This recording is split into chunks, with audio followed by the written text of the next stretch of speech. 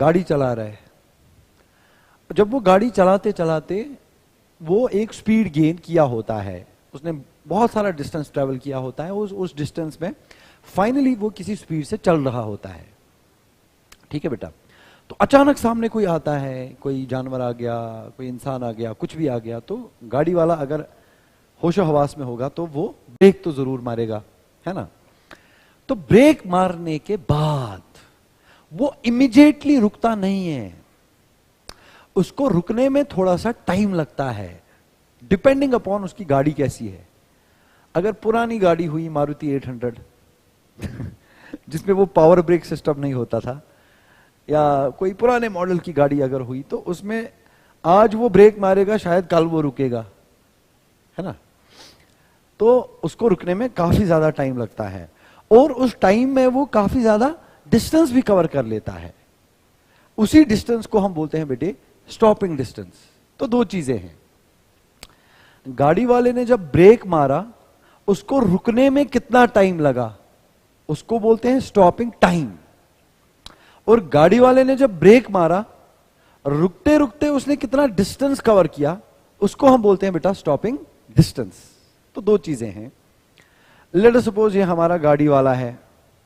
अब आप बोलोगे सर ये कौन सी गाड़ी है, गाड़ी गोल होती है क्या? देखो फिजिक्स में आप किसी भी चीज को रिप्रेजेंट कर सकते हो एक गोल से।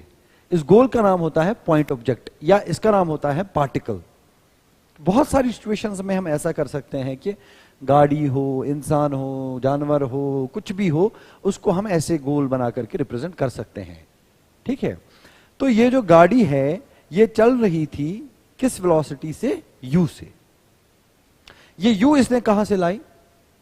इसने बहुत सारा पीछे डिस्टेंस कवर किया था, बहुत सारा डिस्टेंस कवर किया था, और फाइनली ये किसी वेलोसिटी से चल रहा था मजे में। और जब ये यहां पहुंचा किसी पॉइंट ए पर, सामने इसने किसी को देख लिया, और जब इसने किसी को देख लिया तो इमीडिएटली इसने ब्रेक मारा, है ना। मैं यहां पर बात कर रहा हूं एक बहुत ही जबरदस्त ड्राइवर की, जिसने किसी को देखा, the moment he saw somebody and he applied the brake. हालांकि ऐसा नहीं होता है, रियलिटी में कैसा होता है वो हम बाद में बात करेंगे। फिलहाल हम एक आइडियल सिचुएशन डिस्कस कर रहे हैं कि इस बॉडी ने इस ड्राइवर ने किसी को देखा, जब देखा उसी मोमेंट पे इसने ब्रेक अप्लाई किया। ब्रेक अप्लाई का क्या करना, मतलब जब इसने ब्रेक अप्लाई किया, ब्रेक अप्लाई करना क्या होता है? ब्रेक अप्लाई करना होता है गाड़ी में रिटार्डेशन लाना, गाड़ी को स्लो डाउन करना, वो तो आपको पता है। तो जब इसने ब्रेक अप्लाई किया तो गाड़ी में आया रिटार्डेशन। कितना रिटार्डेशन आया? a। मैंने इस रिटार्डेशन को बैकवर्ड डायरेक्शन में क्यों बनाया? यह बहुत बढ़िया सवाल है। बैकवर्ड डायरेक्शन में इसलिए बनाया क्योंकि जब जब रिटार्डेशन होगा तो एक्सेलरेशन का डायरेक्शन आप हमेशा अपोजिट टू वेलोसिटी बनाओगे।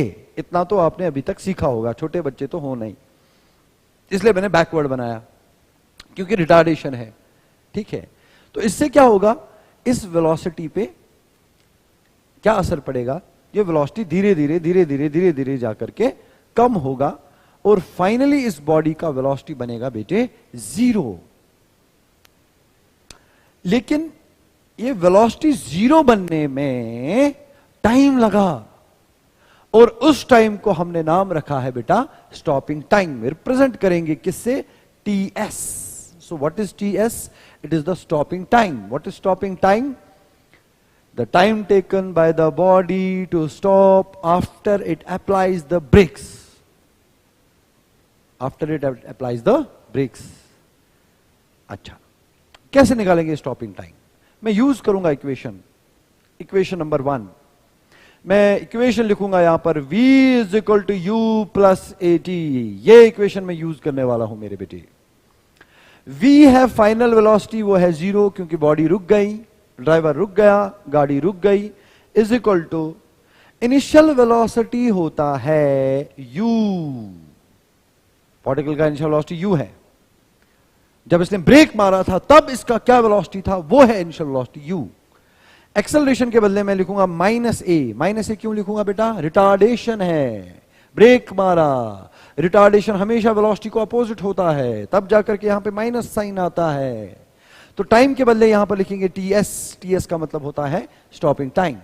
तो इसका मतलब हुआ बेटे स्टॉपिंग टाइम आएगा u बाय ए, इसको आप नोट करोगे। The stopping time of a body is u by a. u is the velocity with which, u क्या है उर्दू में बात करेंगे बेटे, u क्या है? u है वो वेलोसिटी जिससे बॉडी चल रहा था, कब? जब इसने ब्रेक मारा। a क्या है? रिटार्डेशन। ब्रेक मारने के बाद गाड़ी में कितना रिटार्डेशन आया, वो है a। तो कितना स्टॉपिंग टाइम का फॉर्मूला होता है बेटा? u by a। इसको आप नोट करेंगे। The formula for stopping time is u by a। बहुत अच्छी बात है। ये हो गया हमारा पॉइंट नंबर 1। इसको आप जल्दी से नोट करोगे, जल्दी से बेटा इसको नोट करोगे। Stopping time is u by a। ठीक है, तो अब यहां पर जो स्टॉपिंग टाइम है किन चीजों पे डिपेंड करता है? इनिशियल वेलोसिटी पे और रिटार्डेशन पे। अगर मुझे दो गाड़ियों का स्टॉपिंग टाइम जो है कंपेयर करना होगा, एक गाड़ी का स्टॉपिंग टाइम और दूसरी गाड़ी का स्टॉपिंग टाइम अगर मुझे कंपेयर करना होगा, मैं क्या लिखूंगा? मैं लिखूंगा बेटे T1 by T2 is equal to, what is T1? It is the stopping time of गाड़ी number 1। What is T2? It is the stopping time of गाड़ी नंबर 2। कैसे लिखूंगा? स्टॉपिंग टाइम है ना डायरेक्टली प्रोपोर्शनल टू u, तो मैं लिखूंगा बेटा u1 बाई u2। u1 है इनिशियल वेलोसिटी ऑफ गाड़ी 1, u2 है इनिशियल वेलोसिटी ऑफ गाड़ी 2। मल्टीप्लाई बाय करेंगे मेरे बेटे a2 बाई a1। ये क्या चक्कर है? u1 by u2 multiply by a2 by a1 क्यों हुआ? ये आपको पता होना चाहिए। a2 बाई a1 इसलिए होता है क्योंकि टाइम पीरियड, सॉरी, टाइम जो स्टॉपिंग टाइम होता है ये इनवर्सली प्रोपोर्शनल टू a होता है, इसलिए यहां पर a2 बाई a1 आया। तो इस इक्वेशन को आप यूज कर सकते हो उन सिचुएशंस में जहां पर आपको एग्जामिनर भाई साहब बोलेगा कि दो गाड़ियों का स्टॉपिंग टाइम जो है वो कंपेयर करके दो। तो आप लिखोगे T1 by T2 is equal to U1 by U2 multiply by A2 by A1। आगे क्वेश्चन में यूज होगा, कॉपी साथ साथ करेंगे बेटा। दूसरा केस क्या है? फिर से डायग्राम बनाएंगे यहां पर जल्दी जल्दी। गाड़ी था, गाड़ी चल रहा था विद इनिशियल वेलोसिटी u, गाड़ी ने ब्रेक मारा, फाइनली ब्रेक मार के ये रुक गया था और इसमें एक कांस्टेंट रिटार्डेशन था a। अब इसने कितना डिस्टेंस कवर किया बिफोर कमिंग टू रेस्ट? रुकने से पहले इस बॉडी ने कितना डिस्टेंस कवर किया, इसको क्या बोलेंगे बेटा? Stopping distance. तो अभी स्टॉपिंग डिस्टेंस कैसे निकालेंगे? खुद गेस करो आप कौन सा इक्वेशन यूज करेंगे। यहां पर इनिशियल वेलोसिटी दिया है, फाइनल वेलोसिटी आपको पता है, रिटार्डेशन आपको पता है, कौन सा इक्वेशन यूज करेंगे? हम इक्वेशन यूज करेंगे बेटा v square minus u square is equal to 2as। तो v स्क्वायर है 0 तो लिखेंगे 0 स्क्वायर माइनस इनिशियल वेलोसिटी है u तो लिखेंगे u square is equal to 2, a के बदले लिखेंगे माइनस a। माइनस a क्यों? क्योंकि रिटार्डेशन है। s के बदले हम लिखेंगे स्टॉपिंग डिस्टेंस st। माइनस ने माइनस को खाया तो इसका मतलब हुआ बेटा stopping distance is equal to u square by 2a। ये बहुत ही ज्यादा इंपॉर्टेंट इक्वेशन है, इसको आप ट्रिपल स्टार मार्क करके डब्बे में नोट कर दो। The stopping distance of a body which was moving with an initial velocity of u and after applying the brakes had an acceleration retardation equal to a. The stopping distance covered by the body is u square by 2a. तो यहां पर आपने देखा होगा कि stopping distance is directly proportional to u square. मतलब क्या है? मतलब गाड़ी जितना ब्रेक लगाने से पहले जितना ये फास्ट चल रही होगी उतना इसका स्टॉपिंग डिस्टेंस बढ़ जाता है। Faster cars take a longer distance to stop, slower moving cars take a shorter distance to stop. If there acceleration is same. इसीलिए लिखा होता है drive slow, drive slow, drive slow, जो हम कभी फॉलो ही नहीं करते, क्योंकि स्लो ड्राइव करोगे तो आपका यू कम होगा, आपका यू कम होगा तो ब्रेक मारने के बाद जो आपका स्टॉपिंग डिस्टेंस होगा वो कम हो जाएगा, मतलब इंसान जो सामने होगा बचने के चांसेस ज्यादा रहेंगे।